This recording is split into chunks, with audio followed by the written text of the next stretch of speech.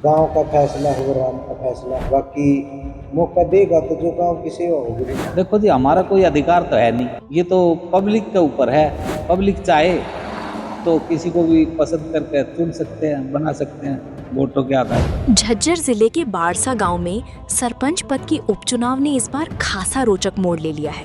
गांव में 10 मई को होने वाले इस उपचुनाव में एक ही परिवार के 4 सदस्य आमने सामने हैं, जिससे मुकाबला दिलचस्प बन गया है। दरअसल गांव के पूर्व सरपंच ज्ञानचंद के निधन के बाद ये उपचुनाव कराया जा रहा है।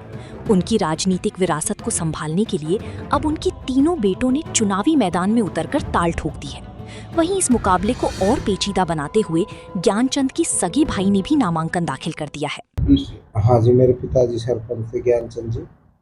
वो अपना 2.5 साल का उनका कार्यकाल लगभग पूरा हो गया था, फिर वो बीमारी के चलते एक्सपायर हो गए। अब हमारे गांव में उपचुनाव। किसी इस प्रकार की भी अफवाहें हैं इसमें गांव में कि भाई परिवार से कुछ लोग और भी चुनाव लड़ रहे हैं आपके भाई? ना ना, ऐसा कुछ नहीं है। हमारे परिवार में ना तो किसी प्रकार का कोई मनमुटाव है, सब ठीक ठाक है।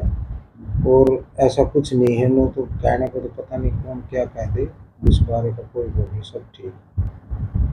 तो आपके आपके भाइयों ने नामांकन भरा था क्या? ना ना, भाइयों का ऐसा कुछ नहीं है। मैं 1 मिनट आप इसमें वो इतना था, इतना इतने बहुत है। गाँव कौन सा है ये? बढ़ सका हूँ। अच्छा, और कैंपेनिंग कैसी चल रही है? ठीक है। तो टोटल वोट कितनी है गांव में? गांव में जो वोटर लिस्ट आई है, जो कैंडिडेट उतरे हैं उनके पास, उसमें 3449 वोट आए।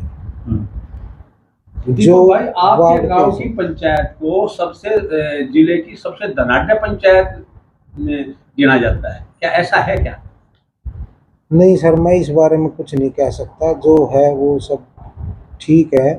और कहने का कोई कुछ कहता तो होगा। आप क्या क्या उद्देश्य लेके चले हैं आप सरपंची की उम्मीदवारी? वो ये है, जैसे मेरे फादर मान लो गांव राम से मेरी रिक्वेस्ट है भाई, अगर वो गांव राम आशीर्वाद दे तो भाई 1 सवा साल बच रहा है। मेरे पिताजी का मेरा मेन ये है, अब भाई उनकी आत्मा को शांति मिल जाए। भाई कुछ टाइम उन्होंने पूरा कर दिया, बीमारी के चलते हुए गुजर गए।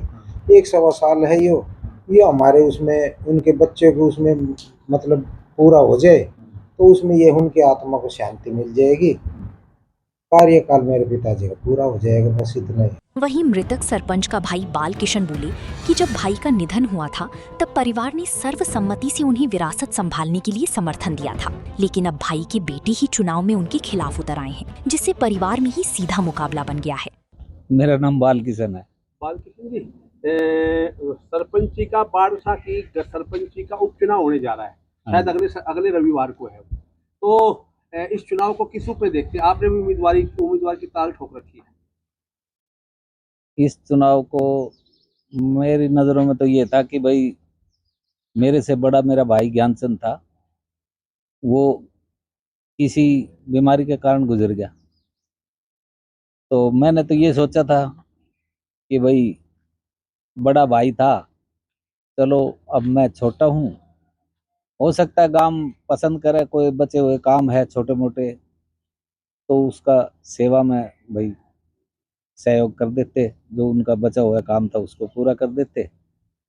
लेकिन वो फिर बाद में पता चला कि ये बच्चे भी कह रहे हैं कि भाई हम तो हमारे बाप का अधिकार था, उसको हम चाहते हैं।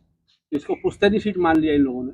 अब ये तो मैं नहीं कह सकता लेकिन अब मेरे को ये पता होता तो मैं तो टाल कर देता। सोशल मीडिया पर जो जो चर्चाएं चल रही है, सोशल मीडिया पर वो चल रहा है कि पिता की उसको जो है ना पिता के उसको कायम करने के लिए, पिता के आधिपत्य को कायम करने के लिए आपस में एक जंग छिड़ी हुई है तीनों भाइयों में, ऐसा है क्या? देखो जी, हमारा कोई अधिकार तो है नहीं, ये तो पब्लिक के ऊपर है। पब्लिक चाहे तो किसी को भी पसंद करके चुन सकते हैं, बना सकते हैं वोटों के आधार पर।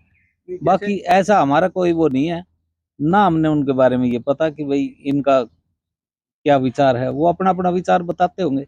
नॉमिनेशन उन तीनों ने भी रखा है? उन तीनों ने भर रखा है।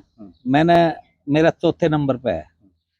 मैंने बाद में बड़े वाला बेटा दीपक, वो तो मना कर रहा है। देखो उनके बारे में मैं क्या बहरहाल ये देखना दिलचस्प होगा कि आखिर लोग नाम को तरजीह देंगे या काम को। बहादुरगढ़ से प्रवीण कुमार धनखड़, पंजाब केसरी टीवी। हमसे जुड़े रहने के लिए हमारे YouTube चैनल को सब्सक्राइब करें और नई वीडियो की नोटिफिकेशन के लिए बेल आइकॉन को दबाएं। अगर आप ये वीडियो Facebook पर देख रहे हैं तो लाइक जरूर करें और ज्यादा से ज्यादा शेयर करें। धन्यवाद।